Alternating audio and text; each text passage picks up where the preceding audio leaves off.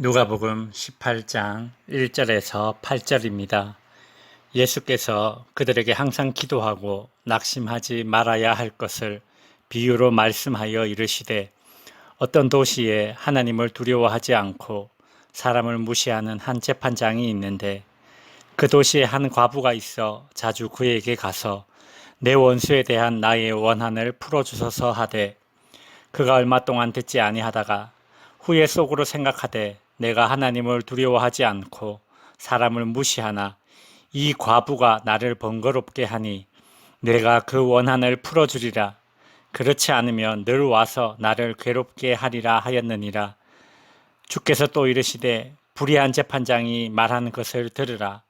하물며 하나님께서 그 밤낮 부르짖는 택하신 자들의 원한을 풀어주지 아니하시겠느냐. 그들에게 오래 참으시겠느냐. 내가 너희에게 이르노니 속히 그 원한을 풀어주시리라. 그러나 인자가 올 때에 세상에서 믿음을 보겠느냐 하시니라. 아멘.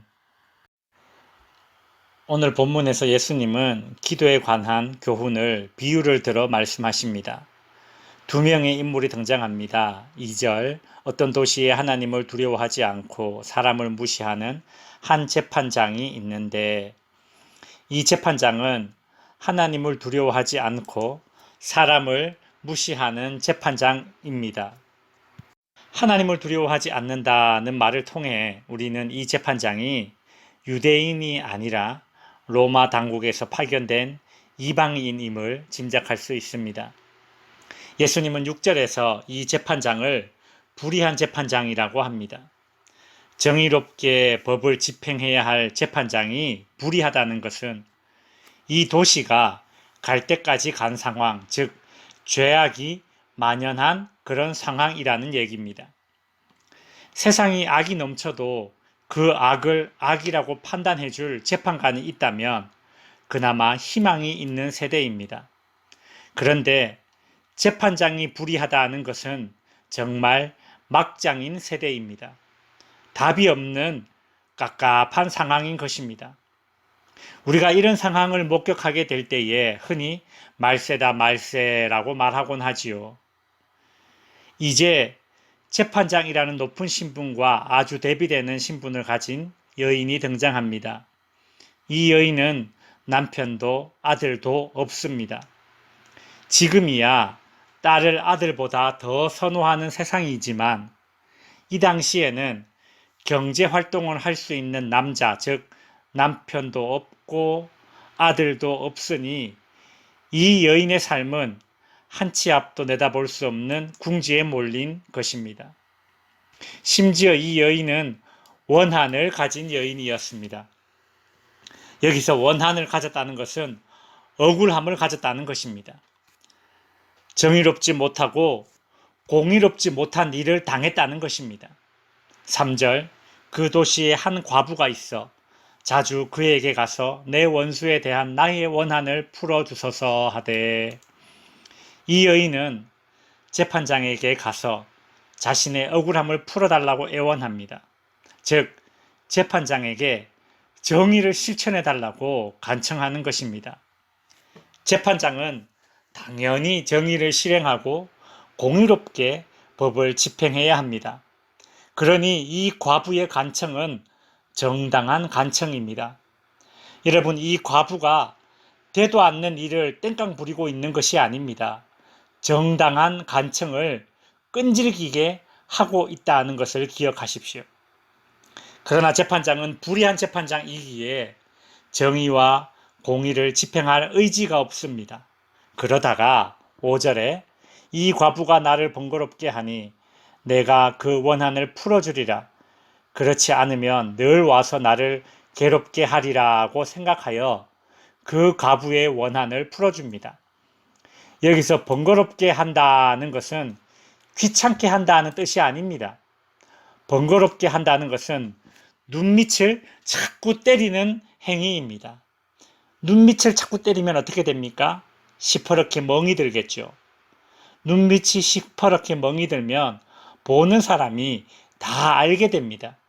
즉, 이 과부가 재판장에게 정당한 간청을 계속하고 있는데 만일 그 간청을 들어주지 않으면 이 재판장이 불의한 재판장이라는 것이 온 천하에 드러나게 되는 것입니다.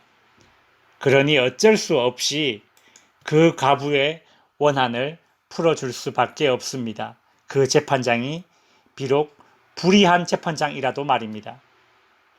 예수님은 이 과부와 재판장의 이야기를 하신 후에 7절 하물며 하나님께서 그 밤낮 부르짖는 택하신 자들의 원한을 풀어주지 아니하시겠느냐, 그들에게 오래 참으시겠느냐고 말씀하십니다. 예수님은 불의한 재판장과 올바른 재판장 되시는 하나님을 이제 비교하면서 불의한 재판장도 과부의 원한을 들어주는데 올바른 재판장이신 하나님이 우리들의 원한을 풀어주지 아니하겠느냐고 말씀하십니다.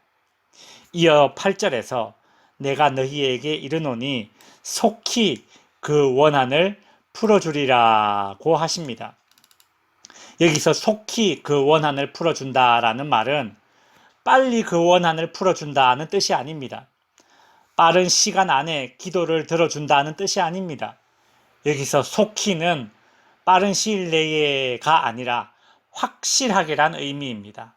즉 신자가 과부처럼 원한을 풀어달라, 즉 공의와 정의를 실행해달라고 그렇게 정당한 요구를 포기하지 않고 계속 하게 된다면 하나님은 그 기도를 들어준다는 것입니다.